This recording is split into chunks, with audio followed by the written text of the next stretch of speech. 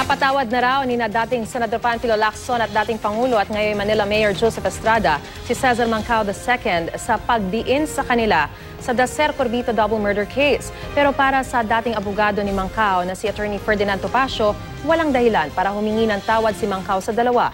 Ang mainit na balita hatid ni Sherry Ann Torres.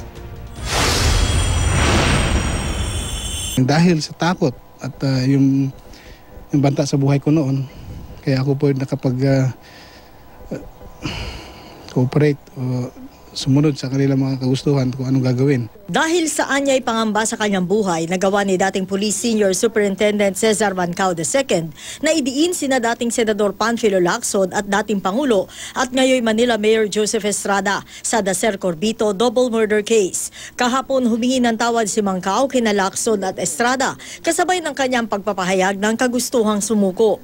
Pero para sa dating abogado ni Mancao na si Attorney Ferdinand Topacio, walang dahilan para humingi ng tawad ang dati niyang kliyente. Tingin ni Topacio kaya lang gustong sumuko ni Mancao at kaya siya humingi ng tawad kina Lacson at Estrada ay dahil naiipit na siya. Can you imagine, itong isang tao na least guilty, si Cesar Mancao, siya ang natirang nakakulong, naabsuelto na si Michael Ray Aquino, naabsuelto na si Ping Lacson at pinagkape pa sa Malacanang.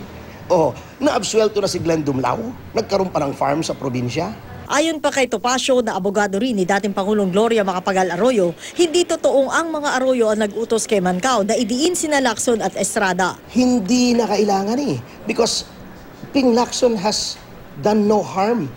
Sapagkat puro palpak naman ang mga exposures ni Ping Lacson laban sa sa mga Arroyo. Ayon naman kay Lacson, napatawad na raw niya si Mancao at ang mga nag-utos sa kanyang idiin siya sa kaso. Pero hindi raw niya makakalimutan ang pangalan ng mga nanira sa kanya. Mabuti na raw na lumantad si Mancao sa lalong madaling panahon at panumpaan ang kanyang salaysay. Umaasa naman si Justice Secretary Leila de Lima na sasabihin na ni Mancao ang katotohanan tungkol sa Dacer Corbito murder. Ito lang daw ang paraan para maibalik ni Mancao ang kanyang kredibilidad matapos ang kanyang mga pabago-bagong pahayag at testimonya.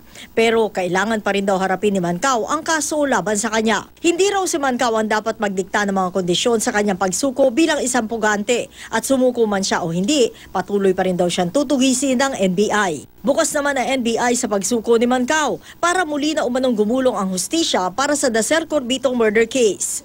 Si Manila Mayor Joseph Estrada naman, nauna na ring sinabing napatawad na niya si Mancao. Alam mo naman tayo, Benji, mapagpatawad tayo. Marami nang humingi sa akin ng tawad, pinatawad ko naman lahat. Dapat harapin niya yung mga paratay sa kanya.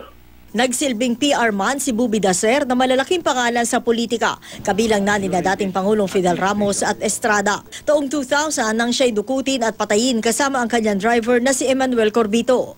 Mag-iisa't kalahating dekada na, pero hindi pa rin nakakamit ng pamilya Dacer at Corbito ang hustisya. Kaya umaasa silang sa muling paglutang ni Mancao, mareresolba na ang kaso. Ang pagpatay sa publicist na si Dacer at ang kanyang driver ay masyadong matagal lang nasa korte. So we're hoping that this development would lead to the resolution of that case. Sherry Ann Torres, GMA News.